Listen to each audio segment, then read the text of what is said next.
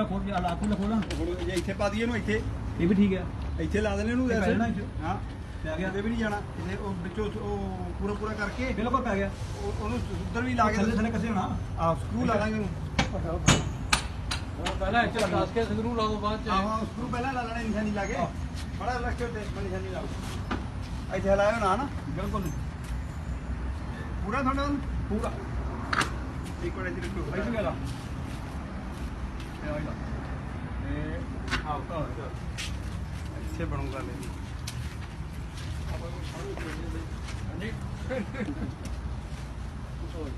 ਇੱਥੇ ਲਾ ਦੇ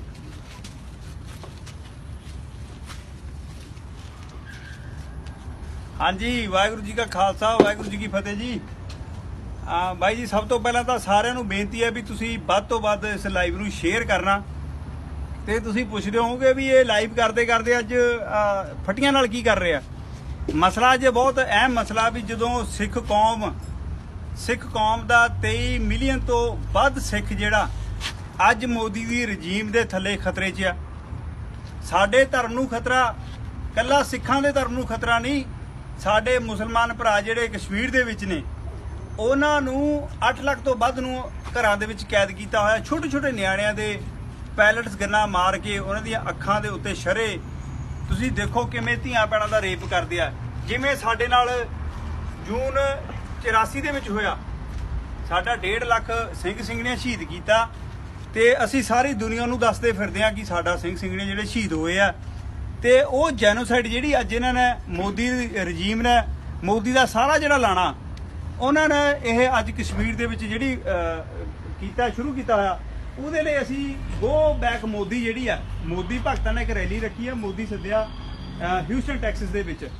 ਉਹਨਾਂ ਨੇ ਮੋਦੀ ਨੂੰ ਜੀਆਂ ਕਰਨਾ ਮੋਦੀ ਦੀ ਜੈ ਜੈਕਾਰ ਕਰਨੀ ਆ ਪਰ ਸਿੱਖ ਕਦੇ ਵੀ ਬਰਦਾਸ਼ਤ ਨਹੀਂ ਕਰ ਸਕਦਾ ਕਿਉਂਕਿ ਸਾਡੇ ਪਹਿਲੇ ਗੁਰੂ ਨਾਨਕ ਦੇਵ ਜੀ ਪਾਤਸ਼ਾਹ ਨੇ ਕਿਹਾ ਬਾਬਰ ਨੂੰ ਜ਼ਾਲਮ ਜਿਹੜਾ ਬਾਬਰ ਆ ਉਹਨੂੰ ਜਾਬਰ ਕਿਹਾ ਕਿਉਂ ਕਿਹਾ ਕਿਉਂਕਿ ਜਦੋਂ ਕੋਈ ਹੱਤਿਆਚਾਰ ਕਰਦਾ ਤੇ ਸਾਡਾ ਫਰਜ਼ ਬਣਦਾ ਅਸੀਂ ਉਹਦੇ ਖਿਲਾਫ ਬੋਲੀਏ ਉਹ ਭਾਵੇਂ ਮੋਦੀ ਆ ਜਿਹੜਾ ਮੋਦੀ ਹਿੰਦੁਸਤਾਨ ਨੂੰ ਰਿਪਰੈਜ਼ੈਂਟ ਕਰਦਾ ਉਹਦਾ ਜਿਹੜਾ ਅਸਲੀ ਚਿਹਰਾ ਉਹ ਅਸੀਂ ਅੱਜ ਹਿਊਸਟਨ ਦੇ ਵਿੱਚ ਨੰਗਾ ਕਰਾਂਗੇ ਜਿੱਥੇ ਮੋਦੀ ਭਗਤ ਵੱਸਦੇ ਨੇ ਜਿੱਥੇ ਮੋਦੀ ਇਨਵੈਸਟਮੈਂਟ ਕਰਦਾ ਆਪਣੇ ਮੋਦੀ ਭਗਤਾਂ ਕੋਲੇ ਅਸੀਂ ਬਿਲਕੁਲ ਅੱਜ ਜਿਹੜਾ ਟਰੱਕਾਂ ਵਾਲੇ ਵੀਰ ਨੇ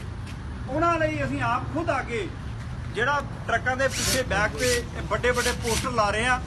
ਅਸੀਂ ਰਿਕੁਐਸਟ ਕਰਾਂਗੇ ਟਰੱਕਾਂ ਵਾਲੇ ਵੀਰਾਂ ਨੂੰ ਭਾਵੇਂ ਅਮਰੀਕਾ 'ਚ ਤੁਸੀਂ ਕਿਤੇ ਵੀ ਕਿਸੇ ਸਟੇਟ 'ਚੋਂ ਹਿਊਸਟਨ ਦੇ ਵਿੱਚ ਪਹੁੰਚੋ ਇਸ ਸੈਚਰਡੇ ਅਸੀਂ ਜਿਹੜਾ ਹਿਊਸਟਨ ਦੇ ਵਿੱਚ ਬਹੁਤ ਵੱਡੀ ਰੈਲੀ ਕਰਨ ਜਾ ਰਹੇ ਆ ਉਹਦੇ ਵਿੱਚ ਹਰ ਟਰੱਕ ਦੇ ਮਗਰ ਅਸੀਂ ਆਪ ਪੋਸਟਰ ਲਾ ਕੇ ਦੇਵਾਂਗੇ ਤੁਸੀਂ ਪਹੁੰਚੋ ਜ਼ਰੂਰ ਕੱਲਾ ਐਡੇ ਹੀ ਪੋਸਟਰ ਨਹੀਂ ਲੱਗਣਾ ਅਸੀਂ 53 ਫੁੱਟਾ ਜਿਹੜਾ ਟਰੇਲਾ ਏ 53 ਫੁੱਟੇ ਟਰੇਲੇ ਦੇ ਉੱਤੇ ਲਾਵਾਂਗੇ ਲਾ ਕੇ ਤੁਹਾਨੂੰ ਦਿਖਾਵਾਂਗੇ ਤੇ ਤੁਸੀਂ ਆਪ ਵੀ ਜੇ ਕੋਈ ਚਾਹਵਾਨ ਹੋਵੇ ਵੀਰ ਕਿਸੇ ਨਾਲ ਸੇਵਾ ਕਰਨੀ ਆ ਤੁਸੀਂ ਸਾਨੂੰ ਰਾਬਤਾ ਕਰੋ ਸਾਡੇ ਨਾਲ ਕੰਟੈਕਟ ਕਰੋ Modi face of Indian terrorism ਜਿਹੜਾ ਸਾਈਨ ਆ ਉਹ ਪੂਰੇ ਹਿਊਸਟਨ 'ਚ ਘੁੰਮੇਗਾ ਅਸੀਂ ਜਿਹੜਾ ਹਾਈਵੇ ਦੇ ਉੱਤੇ ਇਸ ਸਾਈਨ ਨੂੰ ਲਾ ਕੇ ਪੂਰੀ ਦੁਨੀਆ ਦੇ ਵਿੱਚ ਪ੍ਰਚਾਰਾਂਗੇ ਕਿ ਇਹ ਮੋਦੀ ਕਾਤਲ ਆ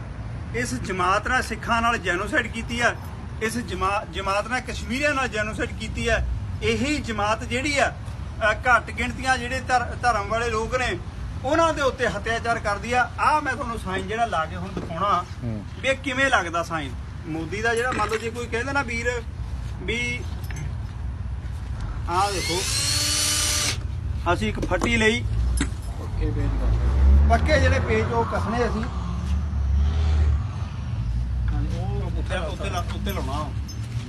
ਉੱਤੇ ਲਾਉਣਾ ਕੋਈ ਗੱਲ ਨਹੀਂ ਘੁਮਾ ਲਓ ਕੋਈ ਚੱਕਰ ਨਹੀਂ ਹਾਂਜੀ ਬਿਲਕੁਲ ਲੋ ਜੀ ਭਰਾਵੋ ਆ ਜਾਓ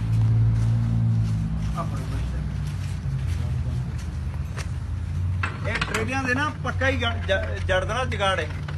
ਜਿੱਥੇ ਲੋਡ ਲਾਉਣ ਜਾਣਾ ਤੁਸੀਂ ਇਹ ਫੱਟੀ ਲਾ ਕੇ ਮਗਰ ਇੱਦੀ ਲਾ ਦੇਣਾ ਮੁੜ ਕੇ ਟਰਾਲਾ ਖੋਲ ਕੇ ਮੋਦੀ ਦਾ ਜਿਹੜਾ ਚਿਹਰਾ ਹੈ ਨਾ ਉਹ ਸਾਰੀ ਦੁਨੀਆ 'ਚ ਤਰਾ ਕਰੇ ਕਿ ਇਹੋ ਜਿਹਾ ਕਾਤਲ ਮੋਦੀ ਇਹਨੂੰ ਕਿਤੇ ਨਹੀਂ ਵੜਨ ਦੇਣਾ ਇਹ ਡਾਕਾਂ ਤੇ ਲਾ ਦਿਓ ਮੰਨ ਲਓ ਆਪਣੀਆਂ ਜੀਪਾਂ ਤੇ ਲਾ ਦਿਓ ਆਪਣੀਆਂ ਗੱਡੀਆਂ ਤੇ ਲਾ ਦਿਓ ਤੇ ਆਹ ਦੇਖੋ ਜੀ ਜਗਾੜ ਜਿਹੜਾ ਪੱਕਾ ਫੱਟੀ ਲਾ ਕੇ ਨਾ ਜਗਾੜ ਦੋ ਨਾਟਿਆ ਬੜੇ ਸੌਖੇ ਲੱਗਦੇ ਇਹ ਉੱਤੇ ਵੀ ਲਾ ਕੇ ਤੁਸੀਂ ਕ੍ਰੈਂਪ ਲਾ ਕੇ ਟੰਗ ਸਕਦੇ ਹੋ ਇਹ ਜਗਾੜ ਇਹੀ ਨਹੀਂ ਜਿੰਨਾ 53 ਫੁੱਟਾ ਟਰੇਲਾ ਨਾ ਐਡਾ ਲੰਬਾ ਬੈਨਰ ਜਿਹੜਾ ਉਹ ਪ੍ਰਿੰਟ ਹੋ ਰਿਹਾ ਪੂਰਾ ਦਾ ਪੂਰਾ ਲਾਵਾਂਗੇ। ਆ ਦੇਖੋ ਕਿੱਦਾਂ ਪਏ ਨੇ ਬੈਨਰ। ਜੇ ਸਾਡੇ ਭਰਾਵਾਂ ਨੂੰ ਇਹ ਚਾਹੀਦੇ ਨੇ, ਤੁਸੀਂ ਆਓ, ਪਹੁੰਚੋ ਤੇ ਤੁਹਾਨੂੰ ਇਹ ਬੈਨਰ ਅਸੀਂ ਦੇਵਾਂਗੇ, ਤੁਸੀਂ ਲਾ ਕੇ ਸੇਵਾ ਕਰਨੀ ਹੈ।